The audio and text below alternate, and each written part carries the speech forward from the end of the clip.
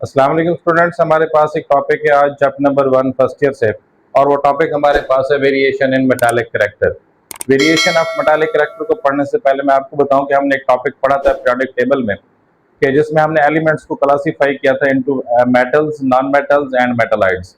तो वहां पे हमने पढ़ा था कि मेटल्स ऐसे एलिमेंट होते हैं that have tendency to lose electron and gain positive charge.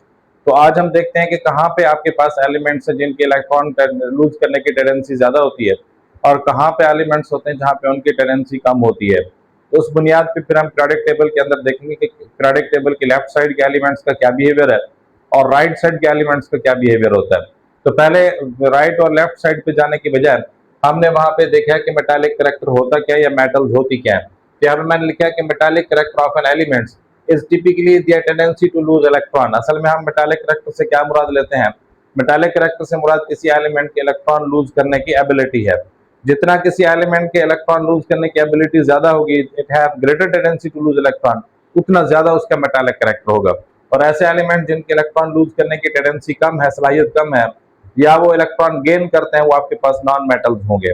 तो या उनका मेटालिक करैक्टर कम भी हो सकता है, ऐसा भी कह सकते हैं। अगर दो मेटल्स भी हैं, उसमें से आपके पास स्ट्रॉन्ग मेटल कौन सी और वीकर मेटालिक करैक्टर किसका है, ये हम उसकी एबिलिटी टू लूज इलेक्ट्रॉन हम देखेंगे। तो इसका मतलब है कि दो मेटल्स का जो मेटालिक करैक्टर है उसको भी हम क्या कर सकते हैं, कंपेयर कर सकते हैं कि किसके अंदर मेटालिक करैक्टर ज्यादा और किसके अंदर मेटालिक करैक्टर कम है। तो ये हम किससे में देखेंगे? उसकी एबिलिटी टू लूज इलेक्ट्रॉन।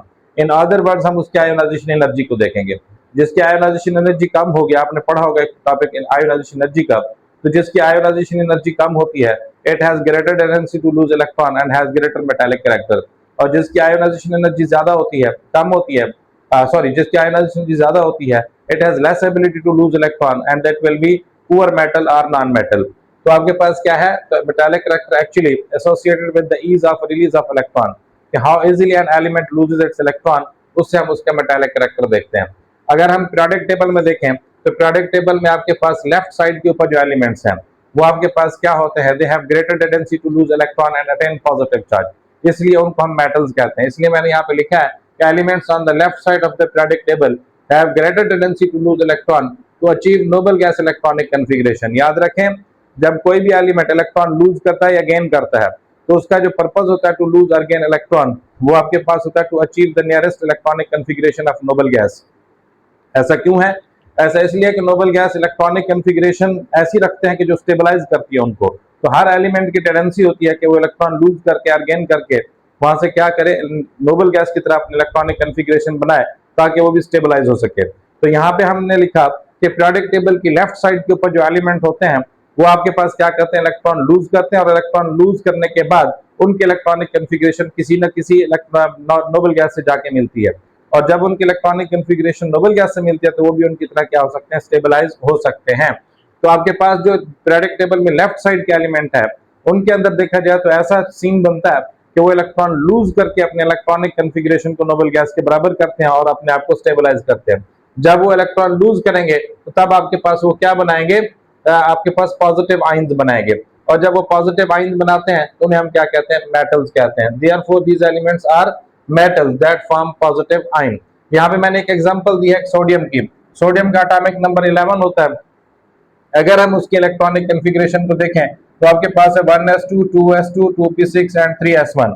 मैंने यहाँ पे इसके इलेक्ट्रॉनिक कन्फिगरेशन में 3s1 लिखा है। यहाँ पे मैं रेड में लिख देता हूँ, आपके पास 3p भी इसमें होगा लेकिन उसके अंदर कोई इलेक्ट्रॉन नहीं होगा। अब इसको अपना ऑक्टेट कंप्लीट करना हो अगर, और इलेक्ट्रॉनिक कन्फिगरेशन नोबल गैस के बराबर करनी हो, तो इसका जो वैलेंस शेल बनता है वो थर्ड बनता है। और थर्ड वैलेंस शेल के अंदर सिर्फ एक इलेक्ट्रॉन मौजूद है, बाकी 7 इलेक्ट्रॉन इसको और चाहिए। तो it is difficult for an atom to gain 7 electrons. इसलिए ये कभी भी इलेक्ट्रॉन गेन नहीं करेगा, बल्कि ये क्या करेगा? अपने थर्ड शेल के अंदर मौजूद अकलौता इलेक्ट्रॉन जो है उसको लूज कर देगा। जब उस इलेक्ट्रॉन को ये लूज करता है तो तब आपके पास सोडियम पॉजिटिव बन जाता है, और सोडियम पॉजिटिव में 10 इलेक्ट्रॉन बाकी रह जाते हैं। तो 11 इलेक्ट्रॉन थे, उसमें से एक इलेक्ट्रॉन उसने निकाल दिया तो कि 10 इलेक्ट्रॉन रह जाएंगे। और यूं उसकी electronic configuration 1s2 2s2 2p6 बनेगी, जो कि आपके पास नियॉन की इलेक्ट्रॉनिक कन्फिगरेशन के बराबर हो जाएगी। इस तरह इस एलिमेंट ने क्या किया?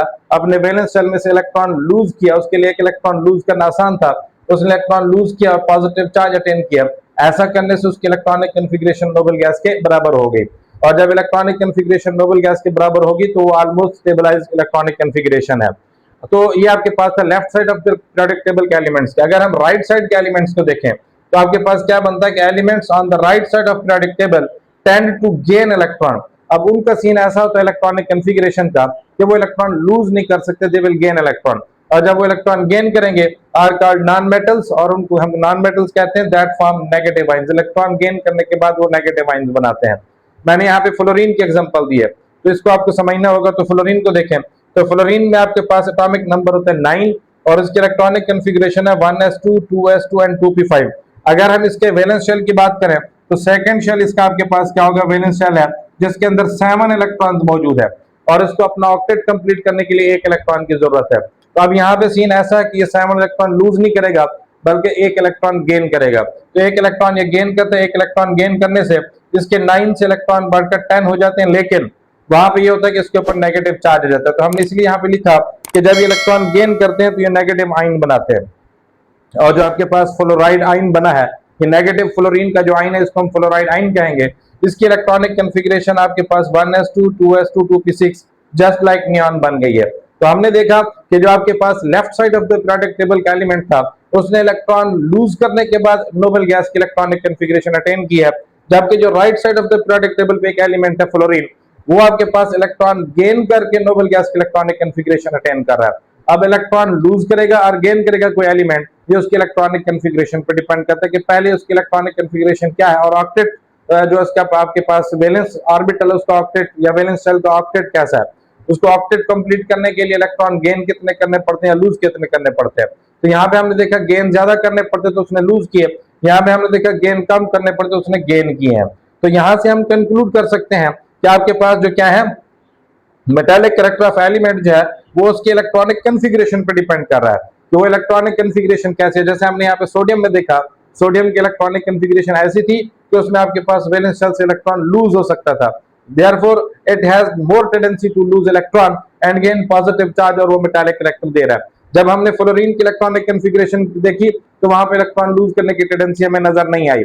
अब अगर उसकी इलेक्ट्रॉन लूज करने की टेंडेंसी नहीं है तो फिर वो क्या करेगा, it will gain electron and form negative ion and called non metal. तो फिर हम उसको क्या कहेंगे, नॉन मेटल्स कहेंगे। तो इस तरह से आपके पास क्या है, पीरियोडिक टेबल की लेफ्ट साइड के एलिमेंट्स मेटल्स होंगे और पीरियोडिक टेबल की एक्सट्रीम राइट साइड के जो एलिमेंट्स होंगे वो आपके पास नॉन मेटल्स होंगे।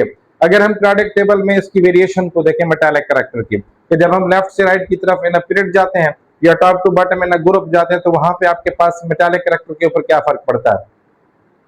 तो पहले मैंने यहाँ पे बयान किया across a period metallic character of elements decrease from left to right in periodic table due to increase in effective nuclear charge and decrease in atomic size. जब हम किसी पीरियोडिक टेबल में किसी भी पीरियड में लेफ्ट से right की तरफ जाते हैं तो एटॉमिक साइज कम होता है, एटॉमिक साइज कम होने से इफेक्टिव न्यूक्लियर चार्ज बढ़ता है। अब ये जो दोनों फैक्टर हैं, decrease in atomic size and increase in effective nuclear charge, ये क्या करते हैं, न्यूक्लियस और इलेक्ट्रॉन्स के दरमियान में अट्रैक्शंस को बढ़ा देते हैं। जब इलेक्ट्रॉन्स वैलेंस इलेक्ट्रॉन न्यूक्लियस के साथ स्ट्रांगली अट्रैक्टेड हैं तो it will be difficult for the atom to lose electron at an positive charge. तो इलेक्ट्रॉन के लूज करने की टेंडेंसी कम होती चली जाती है। इसलिए मैंने यहाँ पे लिखा increasing nuclear charge and decreasing atomic size pulls the electron cloud, जो वैलेंस शेल के अंदर नंबर ऑफ इलेक्ट्रॉन है उसे इलेक्ट्रॉनिक क्लाउड कहेंगे। pulls the electron cloud closer to the nucleus, electronic cloud जो न्यूक्लियस के करीब हो जाएगा, जिससे क्या होगा, making it more difficult for atom to lose electron due to strong electrostatic force of attraction from nucleus. अब जब इलेक्ट्रॉन न्यूक्लियस के करीब हो जाते हैं तो न्यूक्लियस की तरफ से अट्रैक्टिव फोर्स उनके ऊपर बढ़ जाती है, तो इस तरह से आपके पास एटम के लिए इलेक्ट्रॉन को लूज करना मुश्किल हो जाता है। तब आपके पास metallic character decreases from left to right. इसलिए हम कहते हैं पीरियोडिक टेबल में जब हम लेफ्ट से राइट की तरफ जाते हैं तो मेटालिक कैरेक्टर क्या होता है, कम होता है। अगर हम देखें तो आपके पास पीरियोडिक टेबल की लेफ्ट साइड के ऊपर मेटल्स हैं, क्योंकि वहां पे आपके पास क्या होगा, इफेक्टिव न्यूक्लियर चार्ज कम होगा, एटॉमिक साइज बड़ा होगा। जब हम राइट साइड की तरफ चलते जाते हैं, जैसे हमने देखा कि आपके पास सोडियम और फ्लोरीन में सोडियम जो कि लेफ्ट साइड पे था उसका मेटालिक कैरेक्टर है, जबकि फ्लोरीन आपके पास कहां पे है, राइट साइड पे, तो उसका नॉन मेटालिक कैरेक्टर है। इस तरह से लेफ्ट से राइट की तरफ मेटालिक कैरेक्टर कम होते होते नॉन मेटल्स में चला जाता है। जब हम पीरियोडिक टेबल में डाउन द ग्रुप देखते हैं, ग्रुप के अंदर, तो आपके पास मेटालिक साइज जो increases from top to bottom in a group due to increase in atomic size, increase in shielding effect and decrease in effective nuclear charge. जब भी किसी एलिमेंट के, जब भी किसी पीरियोडिक टेबल के किसी ग्रुप में हम टॉप टू बॉटम देखते हैं तो तब आपके पास क्या होता है, तीन चीजें होती हैं। एक तो उसका एटॉमिक साइज बढ़ता है क्योंकि नंबर ऑफ शेल्स बढ़ते हैं, इफेक्टिव न्यूक्लियर चार्ज कम होता है क्योंकि साइज बढ़ता है, वैलेंस इलेक्ट्रॉन न्यूक्लियस से दूर हो जाते हैं, न्यूक्लियस की तरफ से अट्रैक्टिव फोर्स कम हो जाती है, और उसके पास शील्डिंग इफेक्ट बढ़ता है क्योंकि नंबर ऑफ शेल्स बढ़ते हैं, तो नंबर ऑफ शेल्स बढ़ने से इनर शेल इलेक्ट्रॉन्स की तादाद बढ़ती है और आपके पास शील्डिंग इफेक्ट बढ़ जाता है।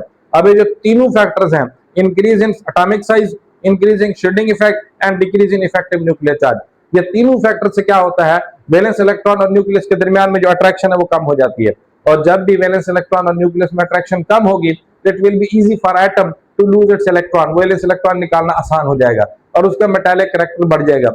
अगर हम फॉर एग्जांपल अल्कली मेटल को देखें तो आपके लिथियम है, फिर आपके पास sodium, potassium, rubidium, caesium, francium, तो आपसे बात हम लिथियम से जब हम नीचे की तरफ आ रहे हैं तो आपके पास साइज बड़ा होता जा रहा है, साइज बड़ा होता जा रहा है, आयोनाइजेशन एनर्जी कम होती जा रही है, मेटालिक कैरेक्टर या इलेक्ट्रोपॉजिटिव कैरेक्टर बढ़ता चला जा रहा है। हम मेटालिक कैरेक्टर को आयोनाइजेशन एनर्जी से भी देख सकते हैं और इलेक्ट्रोपॉजिटिव कैरेक्टर से भी देख सकते हैं, जिसकी आयोनाइजेशन एनर्जी कम होती जाएगी उतना उसका मेटालिक कैरेक्टर बढ़ता चला जाएगा। तो हमने पढ़ा था कि आयोनाइजेशन एनर्जी किसी भी ग्रुप में टॉप टू बॉटम कम होती है क्योंकि एटॉमिक साइज बढ़ता है, इफेक्टिव न्यूक्लियर चार्ज कम होता है और शील्डिंग इफेक्ट बढ़ता है। उन वजूहात से वैलेंस इलेक्ट्रॉन के ऊपर न्यूक्लियस की तरफ से अट्रैक्टिव फोर्स कम हो जाती है और अट्रैक्टिव फोर्स कम होने की वजह से एलिमेंट इजीली इलेक्ट्रॉन लूज करते हैं, उनका मेटालिक कैरेक्टर बढ़ता है। इसलिए अगर हम लिथियम और सोडियम में मुवाजना करें तो आपके पास लिथियम की निस्बत सोडियम का जो मेटालिक कैरेक्टर होगा ज्यादा होगा, और सोडियम के नीचे मौजूद था पोटेशियम, तो पोटेशियम का मेटालिक कैरेक्टर सोडियम से भी ज्यादा होगा। इस तरह जैसे जैसे हम डाउन द ग्रुप चले जाएंगे तो आपके पास मेटालिक कैरेक्टर बढ़ता चला जाएगा। ये था आपके पास मेटालिक कैरेक्टर के बारे में कि पीरियोडिक टेबल की लेफ्ट साइड के एलिमेंट्स का मेटालिक कैरेक्टर क्या होता है, राइट साइड के एलिमेंट्स का क्या होता है, या फिर हमारे पास पीरियोडिक टेबल में अक्रॉस अ पीरियड और down the group metallic character कैसे तब्दील होता है।